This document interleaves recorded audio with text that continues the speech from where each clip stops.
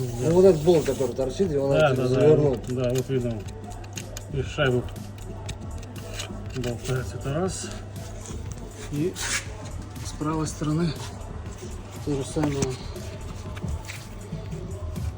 Тоже шайба. Здесь болт не закручен. И справа, и слева. Это дальние болты. Ближние вот видишь затянуты. Вот так вот должно быть. Так, с этой стороны.